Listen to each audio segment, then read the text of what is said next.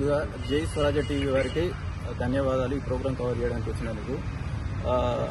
ఒకటే పాయింట్ ఏంటంటే మన మీద మన బంగ్లాదేశ్ హిందువుల మీద ముస్లింలు దాడి చేస్తున్నారు. అక్కడ ఎందుకు దాడి చేస్తున్నారు, వాళ్ళు ఎందుకు దాడి చేస్తున్నారు, మనం ఎందుకు దాడిలో గురవుతున్నాము, వాళ్ళలో ఉన్నది ఏంటిది, మనలో లేనిది ఏంటిది? ఒకటి వాళ్ళలో ఉన్నది ఐకమత్యం, మనలో లేనిది ఐకమత్యం. సో వాళ్ళు ఏదన్నా వాళ్ళ మతానికి సంబంధించి ఏదన్నా చిన్న ఇబ్బంది వచ్చినా కూడా వాళ్ళు వందలు వేలల్లో ముందుకు వస్తారు. కానీ మనం మాత్రము సంపాదన, మన పిల్లల భవిష్యత్తు ఈ వీటి మీదనే ఆలోచించుకుంటుంటాము.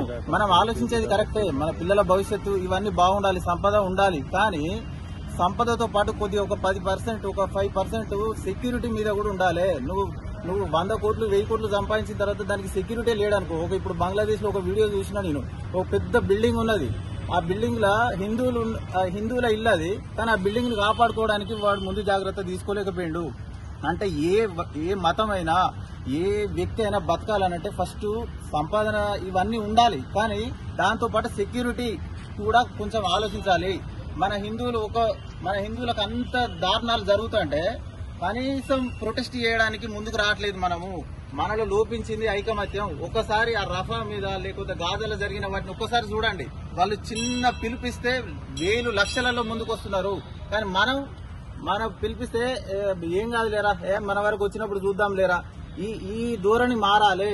ఎప్పుడైతే మన కోసం మనము ఒక్క 5%, ఒక్క 10% టైం దీనికోసం కేటాయిస్తే మన భవిష్యత్తు బాగుంటది. మేమంతా ముందుకొచ్చింది మన కోసమే. మనం రేపు ఎవరు ఇలా ఆలోచించకపోతే అందరూ ఏం కాదులే, ఇంకెవరో చూసుకుంటారు, ఎవరు చూసుకోరు. ఇప్పుడు మన దేశంలో చాలా పార్టీలు ఉన్నాయి, అవన్నీ ఒక్క ట్వీట్ చేయట్లేదు, ఒక్క మాట మాట్లాడట్లేదు. ఎప్పుడు హిందువుల మీద జరిగినప్పుడు ఒక్క ట్వీట్ రాదు, అదే వేరే మతాల మీద జరిగినాయి అని అంటే వెంటనే రెస్పాన్స్ వస్తుంది. దీని అంతటి కారణం ఏంది? మళ్ళీ మనం అలాంటి నాయకులను ఎన్నుకున్నాం. రేపు పొద్దున ఇప్పుడు మన కోసం మాట్లాడేటోడిని ఎన్నుకోవాలి అనే కనీస ఇంగిత జ్ఞానం మనకు లేకపోతే ఇలాంటి లీడర్లే వస్తారు, మనకి ఇలాంటి స్పందనే వస్తుంది.